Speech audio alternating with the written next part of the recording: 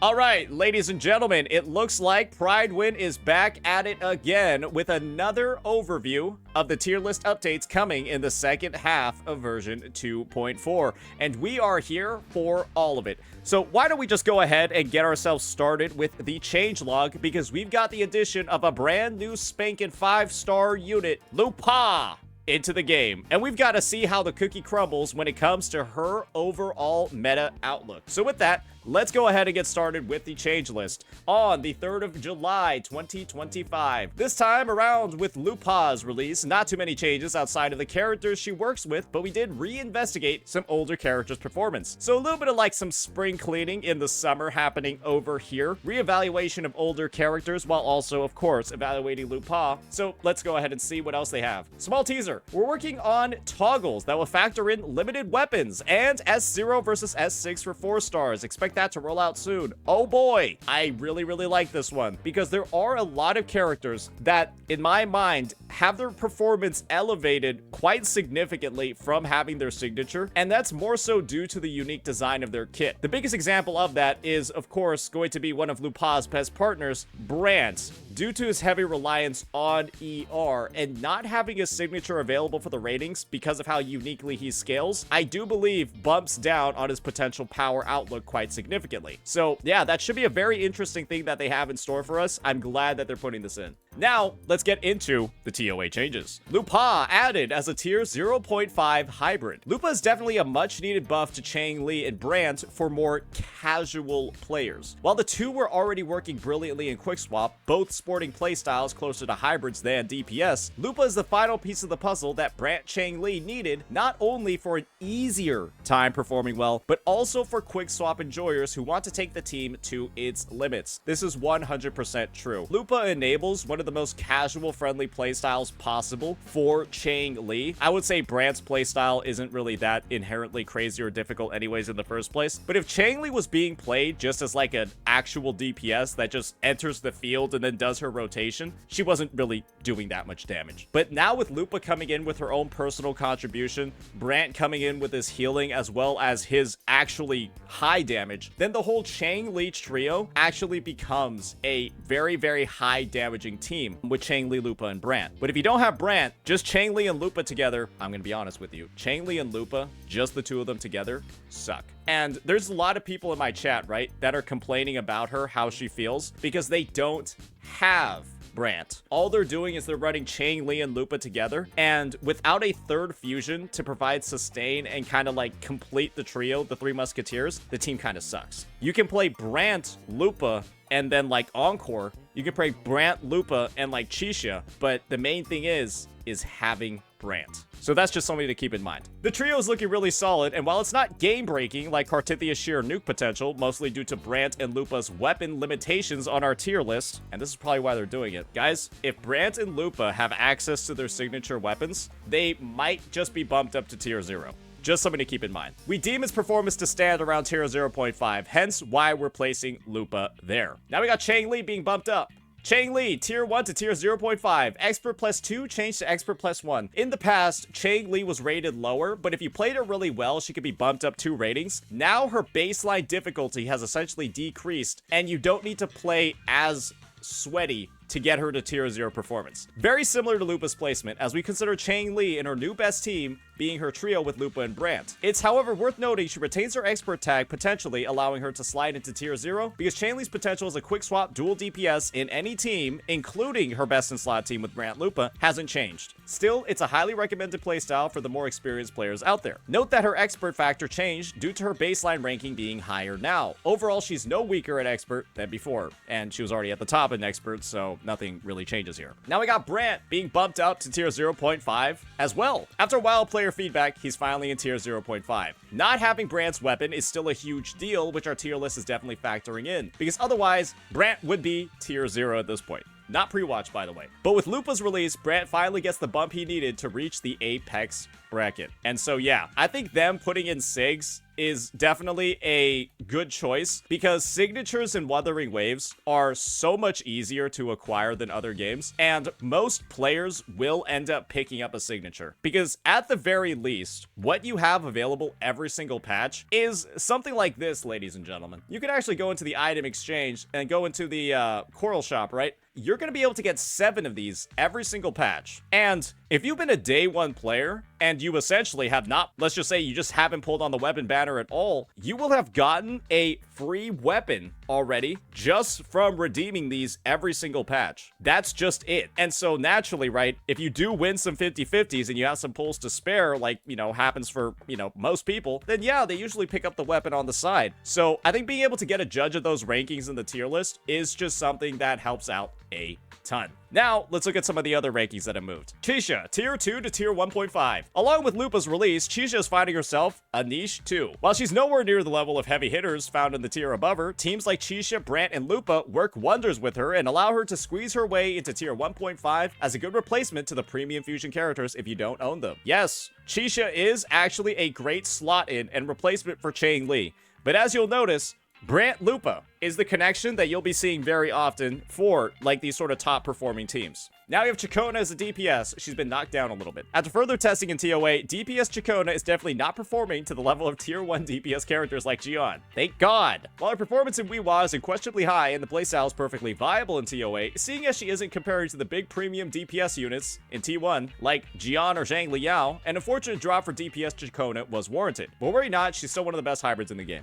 Yeah, good riddance. Ugly. All right, now let's move on into Rover Spectro. Tier 1.5 to tier 1. Spectro Rover as a hybrid, traditional second slot teammate, mostly sees use in teams like Phoebe DPS with Shorekeeper or Zani plus Shorekeeper. In those teams, while Spectro Rover is best fit as a support, we deem their performance to stand closer to tier 1 than tier 1.5, hence their bump in that tier. Yeah, that's just them kind of recognizing, I think, the relatively high damage potential and obviously frazzle application of Spectro Rover. They, you know, can be used as a healer, but it is pretty nice to use them as the sub DPS in that position, so no real complaints there. Now, instead of looking and moving directly on it to the WhiWa Changelog, let's just take a look at the ToA tier list and then get to the WhiWa Changelog right before we look at it. So this is what it's going to look like in ToA right now. As you're seeing over here, no real changes done to the DPS side at all for the first part of the list. We'll just go through kind of like column by column. And then over here is where the first change is.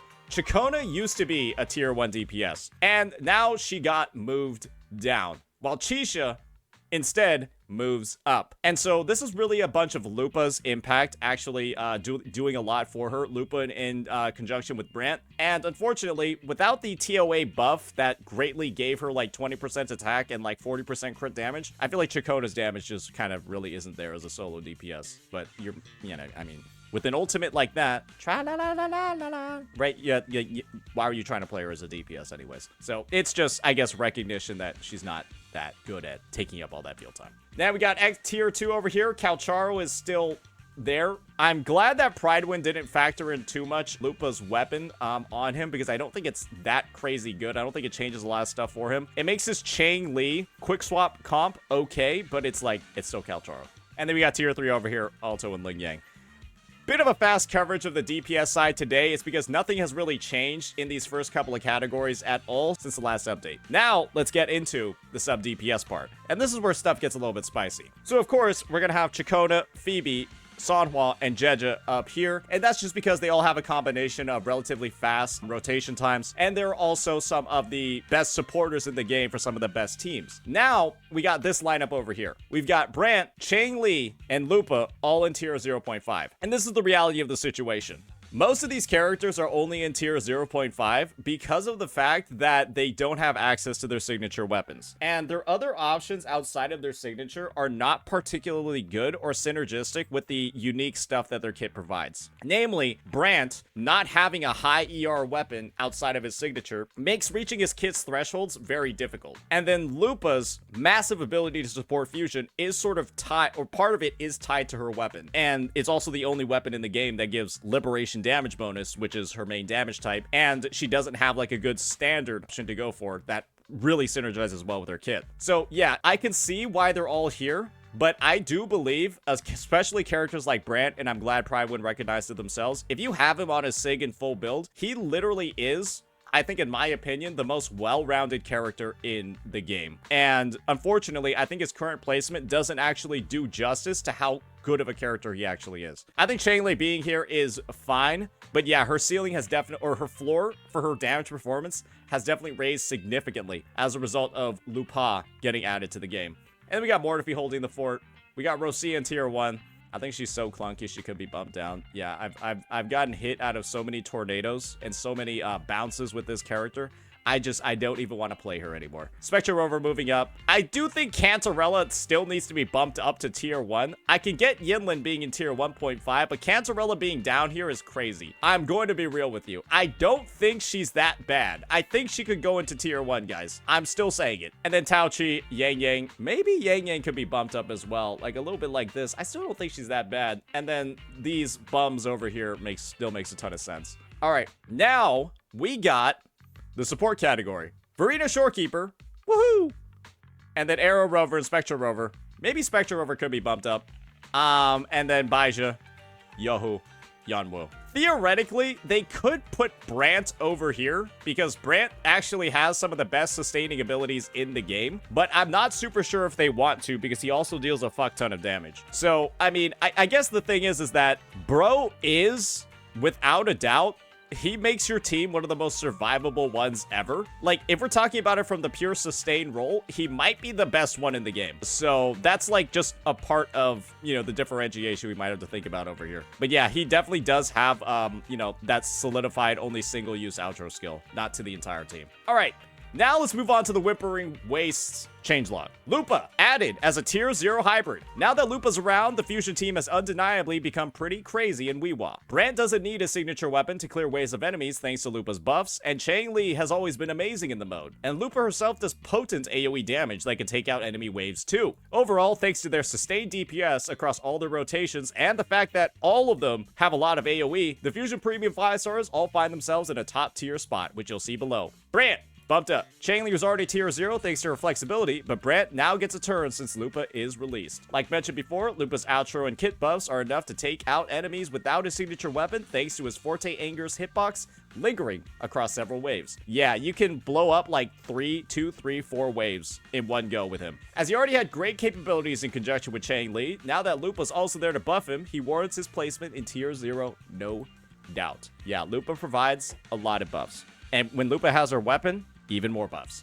I think it's a total of like 50-something% fusion damage, 18% attack, 15% fusion resistance ignore. That's it for Whimpering Waste though. It might be lower fusion damage because there's no boss monsters there. Now we got Rover Spectro. While as a hybrid, Spectro Rover sees little use, they're amazing in WhiWa as a support thanks to their own personal damage being solid enough to take out a wave of enemies, which most supports can't do. I guess this is like the whole argument for Brant technically being a support as well. It's why does Spectro Rover get the support tag when they don't have like an all-round outro skill? Right? Theoretically, Brant could put on Rejuvenating Glow too if he wanted, though I don't think anyone actually does that. All the while providing much needed Spectro Frazzle to both Phoebe DPS and Zani, as well as Spectro Resistance Shred and being able to activate Rejuvenating Glow via their ultimate. Overall amazing with either Phoebe or Zani in WhiWa, or even both. True. Rover Arrow. After further testing of Cardi in WhiWa, Arrow Rover, of course, retains their partner tag since they're basically stuck to her team, but they also seem to be equally as clunky in ToA and WhiWa, which wasn't the case before. Maybe Kuro changed their hitboxes in some way and we didn't notice. Either way, they weren't the same placement in ToA and WhiWa for that reason. Effective only with Cartithia, and Cartithia herself is effective. Hence, they were T1 just for that. Yeah.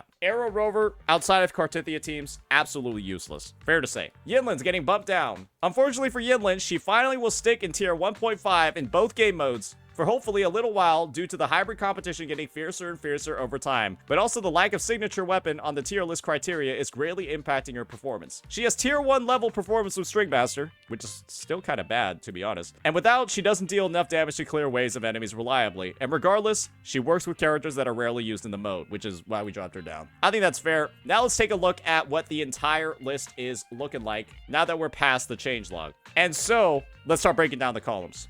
DPS category, I don't really think has changed very much at all. We still got the AoE gods, Jian, the Camellia, the Changli, and I guess the Zani up here in the top slot. If you don't have Phoebe, though, Zani is definitely not a tier 0 character in Whimpering Way. She's actually very far from it. Then we have the Carlotta situation over here. We're going to have Fleur-de-Lis, Cartithia, Chakota, and Phoebe. And the thing is, if you don't have Chakona, then Phoebe isn't going to be very good in this game mode. So these two characters kind of have some very, very rough conditions for their overall performance, I think without a doubt, while other characters, right, can make do with a lot more flexibility. I think that Brant potentially could have actually been upgraded a little bit because, well, if he's getting bumped up because of the existence of Lupa as a hybrid, I assume he would get bumped up as a DPS as well, simply due to what Lupa's Ultra Buff is able to provide for him. So maybe that's something that they want to take a look at, but yeah, that's just something to think about.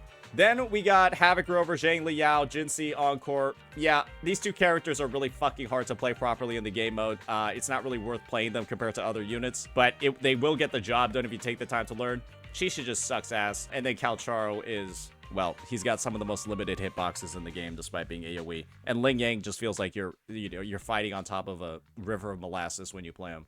So, yeah. Now let's move on to the hybrid category, and this is where all the big updates are going to be. We're going to have Lupa coming in at tier 0. She doesn't do a lot of damage, but she does enough damage in AoE, and she does it enough consistently. She does a lot of ticks of damage in a wide area. And in Whimpering Waste, that's enough to really succeed in the game mode. She also has a good bit of, you know, buffing potential for those fusion teams. And then when you take like this holy trinity over here of Changli, Lupa, and Brant, yeah, you're going to be absolutely obliterating stuff in this game mode. Rosia's just over here because of her tornado. I'm going to be real, though.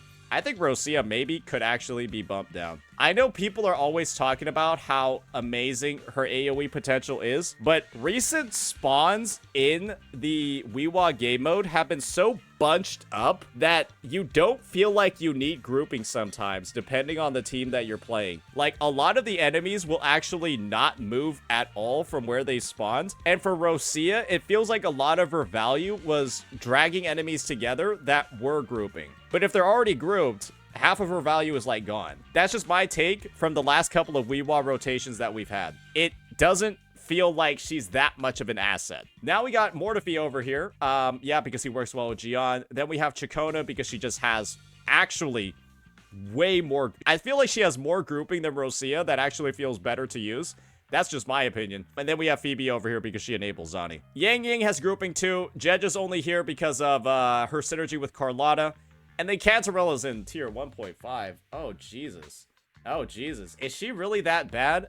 Tier 1.5 in both game modes, I feel like, is a diabolical rating for this character. But maybe if they do their judgments with the SIG, then stuff changes, because I think Cantarella is actually pretty signature reliant to actually be able to deal damage. Then we got Danjin over here. I guess she's okay. I don't think Danjin is that great. Spectral Rover is obviously a good hybrid, and then Yinlin's coming in kind of not that great anymore. But maybe with her signature, right, she'll be a lot more highly rated. Jianjin has way too high of a cooldown and way too high of a resonance energy cost for her grouping to be good in this game mode. And then we just have single target demons over here that are absolutely dog shit in Whimpering Waste. Yohu and Yanwu are both bad. Baija is actually okay with the Plunderer seal. Arrow Rover's just here because they work with Cartithia. Spectre Rover actually deals damage. And then, of course, Varina and Shorekeeper are going to be at the top because they have some of the faster rotations and, of course, the best buffs out of all supports. Yeah, I gotta say that when it comes to everything that we're seeing on this tier list, it makes sense to me. Again, the only real complaint that I have when it comes to this entire situation, ladies and gentlemen,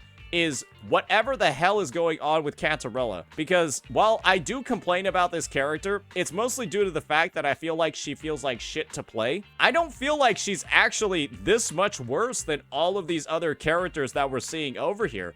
Maybe I'm not reading enough into it, or maybe I'm reading too much into it. But yeah, tier 1.5 on both sides does feel like it's crazy. Yeah, Maybe after the release of a certain character in another version, that will all change. Now it's time for us to get into the last bit over here, and that's going to be their Lupa Page. Let's take a look at what this review is looking like. All right, let's read out the pros and the cons and see how much we agree with Prydwen's evaluation. Pros. Super easy to use thanks to her auto dodge effect, 3 times per rotation. Very true. Very strong buffs to fusion characters while retaining good personal damage. I would say good is maybe a bit of an overstatement. I would say respectable. Has good non-limited weapon options which allow her to perform well enough to clear without huge investments. Very true. Yeah, with the Broadblade, the standard Broadblade, she does just fine because you don't need her to deal all the damage on the team. Does evenly spread damage all throughout her rotation with good AoE, which is great for Whimpering Waste. She doesn't overkill the enemies. Has a lot of exploitable swap cancel windows for optimization potential with a straightforward kit to begin with. Any player can pick up Lupa's gameplay, be efficient with it, and then decide to advance into quick swap later on. Cons, pretty much locked to mono fusion compositions with very few exceptions because she's in direct competition with Sanhua. Yeah, the only character that she works with outside of mono fusion is Encore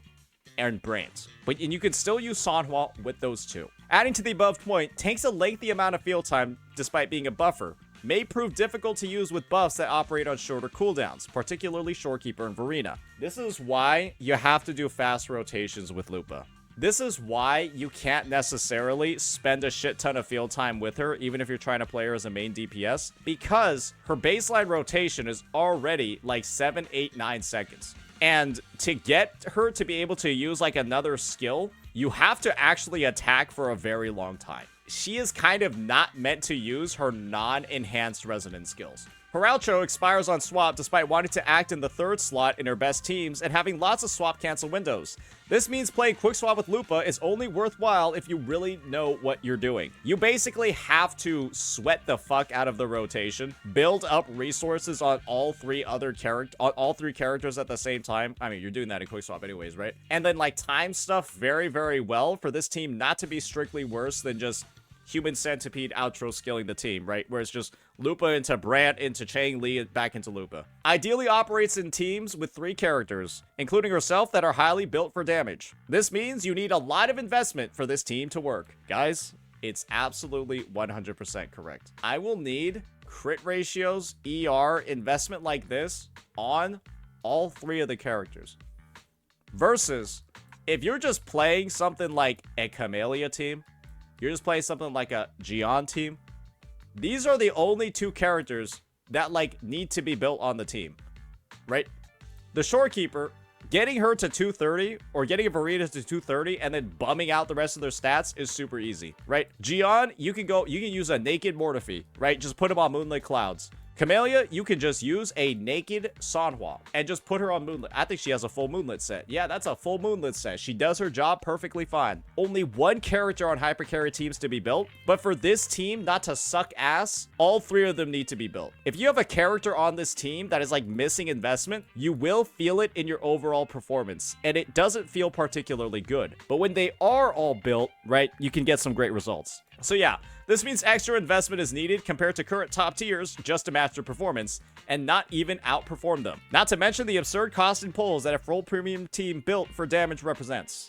So that's just something to think about, guys. And that's why I say Lupa at the end of the day is not like the biggest must-pull unit. I would say when it comes to her ratings, I do agree because her performance in Mono Fusion is very, very, very good. But you have to spend a lot for it. And so my final take is, if you just have Chang Li and you don't have Brant and you pull Lupa, you're going to be very disappointed. And with all the warnings that I've given out about the necessity of Brant for Lupa to reach her full potential, well, if you're gonna pull without him, don't complain about the results. So yeah, overall, banger update by Prydwen. I think they've gone ahead. I think they've talked about a lot of the issues really, really, really well. Let me know what you all think, ladies and gentlemen, about it, and peace out.